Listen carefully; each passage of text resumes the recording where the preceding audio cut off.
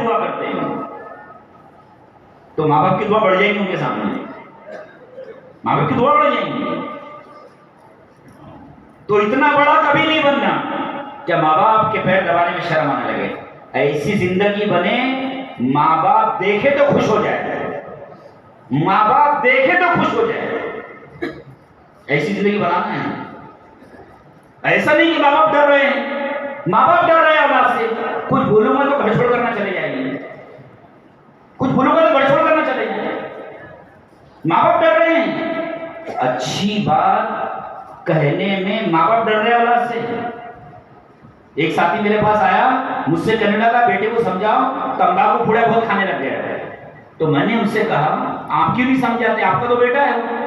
تو رونے لگ گیا اور روتے روتے کہنے لگا میری کوئی بھی بات اس کو اچھی نہیں لگتی، میری کوئی بھی بات اس کو اچھی نہیں لگتی. بولے کچھ بھی بولتا ہوں تو بولتا گھر چھوڑ کر چلے جاؤ. سب کی بات ماننے کے لیے تیار ہے، سب کی نصیحتیں اچھی لگ رہی ہے، ماں باپ کی نصیحت اچھی نہیں لگ رہی ہے، ماں باپ کی بات اچھی نہیں لگ رہی ہے. اللہ کے نبی صلی اللہ علیہ وسلم کے پاس ایک نوجوان صحابی آئے اور انہوں نے کہا نبی جی صلی اللہ علیہ وسلم میں کماتا ہوں، میرا باپ میرا مال خرچ کرتا ہے، میں کماتا ہوں، میرا باپ میرا مال خرچ کرتا ہے. تو اللہ کے نبی صلی اللہ علیہ وسلم نے وہ جوان صحابی کے بوڑھے باپ کو بلانا بھیجے. جیسے بلانا بھیجے وہ بوڑھے صحابی سمجھ گئے میرے بیٹے نے میری شکایت کیا ہے.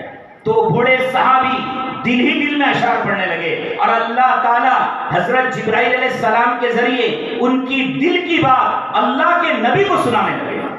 اور وہ بوڑھے صحابی کیا کہہ رہے تھے، میرے بیٹے تو پیدا ہوا ہم جاگے، میرے بیٹے تو پیدا ہوا ہم جاگے، میرے بیٹے تیرا کروٹ بدلنا ہم کو بے چین کر دیتا تھا، میرے بیٹے تیری تھوڑی تھوڑی بیماریاں ہم کو راتوں میں جگایا کرتی تھی. اور میرے بیٹے تجھے روٹی کھلانے کے لیے، میرے بیٹے تجھے روٹی کھلانے کے لیے کبھی ہم نے گرمی کی پرواہ نہیں کی، کبھی سردی کی پرواہ نہیں کی، کبھی بارش کی پرواہ نہیں کی، تجھے روٹی کھلانا ہے. اور میرے بیٹے تیری ضرورت کے لیے ہم نے لوگوں سے بھیک مانگا، اور میرے بیٹے تیری پرورش کے لیے ہم نے اپنی جوانی کو خاک میں ملا دیا. اور میرے بیٹے ہم نے عید کے دن پرانا کپڑا پہنا، تجھے نیا کپڑا پہنا ہے. میرے بیٹے ہم نے عید کے دن پرانا کپڑا پہنا، تجھے نیا کپڑا پہنایا. اور میرے بیٹے اب تو اس لائق ہوا ہے، تجھے میرے مدد کی ضرورت نہیں ہے، لیکن میں اس لائق ہوں، مجھے تیرے مدد کی ضرورت ہے. تو تو نے میرے ساتھ وہ معاملہ کیا ہے جو ایک سیٹ نوکر کے ساتھ کرتا ہے. کیا ہی اچھا تھا تو میرے ساتھ ایسا معاملہ کرتا جیسے پڑوسی کے ساتھ کرتا ہے، تو کتنا اچھا معاملہ تھا. اللہ کے نبی رو رہے ہیں، صحابہ رو رہے ہیں. جیسی وہ بوڑھے صحابی اللہ کے نبی صلی اللہ علیہ وسلم کی خدمت میں آئے تو اللہ کے نبی صلی اللہ علیہ وسلم نے وہ جوان صحابی سے کہا تو اور تیرا مال سب تیرے باپ کے حوالے ہے، تو اور تیرا مال سب تیرے باپ کے حوالے. حضرت علی رضی اللہ عنہ سے کسی نے پوچھا، حضرت علی رضی اللہ عنہ سے کسی نے پوچھا آپ کا بیٹا حسن کیسا ہے، آپ کا بیٹا حسن کیسا ہے؟ تو حضرت علی رضی اللہ عنہ فرمانے لگے میرا بیٹا حسن جب میں دن میں چلتا ہوں تو میرا بیٹا میرے پیچھے پیچھے چلتا ہے، وہ اس لیے کہ دشمن دن میں حملہ پیچھے سے کرتا ہے، مجھ پر حملہ ہو میرے باپ پر حملہ نہ ہو. جب میں رات میں چلتا ہوں میرا بیٹا میرے آگے آگے چلتا ہے، وہ اس لیے کہ دشمن رات میں حملہ آگے سے کرتا ہے، مجھ پر حملہ ہو میرے باپ پر حملہ نہ ہو. جب میں گھر میں ہوتا ہوں میرا بیٹا چھت پر نہیں چڑھتا کیونکہ میرا باپ نیچے ہے. جب میں کھانے کے لیے بیٹھتا ہوں، جب میں روٹی کی طرف ہاتھ بڑھاتا ہوں میرا بیٹا ہاتھ پیچھے کھینچ لیتا ہے، پتہ نہیں ہے میرے باپ کو روٹی کا کون سا حصہ پسند ہے. جب میں سالن کی طرف ہاتھ بڑھاتا ہوں میرا بیٹا ہاتھ پیچھے کھینچ لیتا ہے، پتہ نہیں ہے میرے باپ کو سالن کا کون سا حصہ پسند ہے. یہ میرا بیٹا حسن ہے، یہ میرا بیٹا حسن ہے. حضرت ابو ہریرہ رضی اللہ تعالیٰ عنہ ایک جگہ بیٹھے ہوئے تھے، ایک بڑے میاں اور ایک نوجوان دونوں راستے سے جا رہے تھے. تو حضرت ابو ہریرہ رضی اللہ عنہ نے پوچھا وہ جوان سے یہ کون ہے؟ کہا میرا باپ ہے. تو حضرت ابو ہریرہ رضی اللہ عنہ نے فرمایا ان کے آگے کبھی مت چلنا. کیا فرمایا؟ ان کے آگے کبھی مت چلنا، ان سے پہلے کبھی مت بیٹھنا، ایسی چھت پر مت چڑھنا جس کی چاروں طرف سے دیواریں نہ ہوں، ایسی چھت پر مت چڑھنا جن کی دیواریں نہ ہوں. تو ماں باپ بڑی دولت ہے، ایسی زندگی بنے ماں باپ دیکھے تو خوش ہو جائے، ماں باپ دیکھے تو خوش ہو جائے۔ ڈرنا نہیں چاہیے انہیں، ورنہ ماں باپ ڈر رہے ہیں۔ ایک ساتھی کا مجھے فون آیا، بولے 3 دن ہو گئے لڑکا غائب ہو گیا، دعا کرو۔ میں کیا بات ہوئی؟ تو بولے ہمارا جھگڑا ہوا، مارے آپ نے اس کو؟ بولے نہیں، 12 بجے رات میں گھر پہ آیا تھا، صرف میں نے اتنا پوچھا کہاں آیا تھا، صرف اتنا پوچھا تھا۔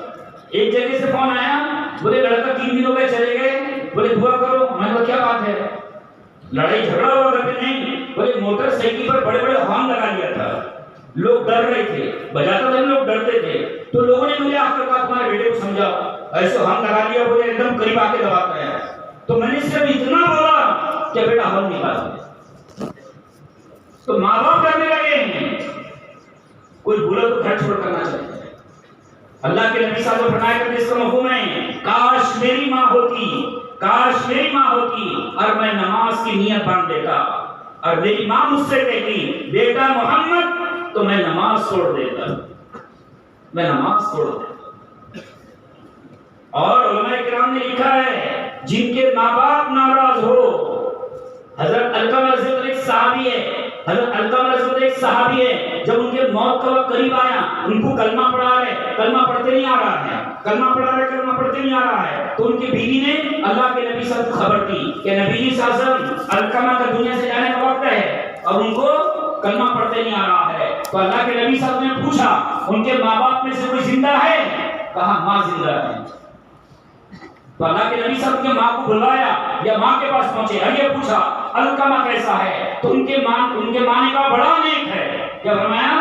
بڑا نیک ہے، رات کا تہجد گزار ہے، دن کا روزے دار ہے، رات کا تہجد گزار ہے، دن کا روزے دار ہے، لیکن زبان سے ایسے جملے نکالتا ہے میرا سینہ چیر دیتا ہے۔ تو صحابی رسول ہے، ماں ناراض ہے، کلمہ پڑھتے نہیں آ رہا ہے، کلمہ پڑھتے نہیں آ رہا ہے۔ تو اللہ کے نبی صلی اللہ علیہ وسلم نے فرمایا معاف کر دے، تو بولے معاف نہیں کروں گی، معاف نہیں کروں گی۔ تو پھر اللہ کے نبی صلی اللہ علیہ وسلم نے فرمایا اس مفہوم میں لکڑیاں جمع کرو۔ تو ان کے ماں نے پوچھا نبی جی صلی اللہ علیہ وسلم لکڑیاں کیوں جمع کی جا رہی ہیں، لکڑیاں کیوں جمع کی جا رہی ہے؟ تو اللہ کے نبی نے فرمایا ہم تمہارے لڑکے کو جلائیں گے اس میں۔ تو ان کے ماں نے کہا میرے لڑکے کو جلائیں گے؟ تو کہا تو معاف نہیں کرے گی تو اللہ جلائے گا۔ تو ان کے ماں نے کہا میں معاف کرتی ہوں۔ جیسے ان کے ماں نے معاف کری ان کے زبان پر کلمہ جاری ہو گیا، ان کے زبان پر کلمہ جاری ہو گیا۔ اور اللہ کے نبی صلی اللہ علیہ وسلم نے فرمایا ایک مرتبہ اپنے ماں کو گالی مت دو۔ تو ایک صحابی نے پوچھا نبی جی صلی اللہ علیہ وسلم کوئی اپنے ماں باپ کو گالی دے سکتا ہے؟ تو اللہ کے نبی نے فرمایا اس کا مفہوم ہے تم کسی کے ماں باپ کو دیں گے تو وہ تمہارے ماں باپ کو دیں گے۔ ہر کسی کا اکرام ضروری ہے، ہماری زبان کا صحیح استعمال ہو، کسی کا دل نہ دکھے، کوئی کسی جملے سے کوئی ذلیل نہ ہو۔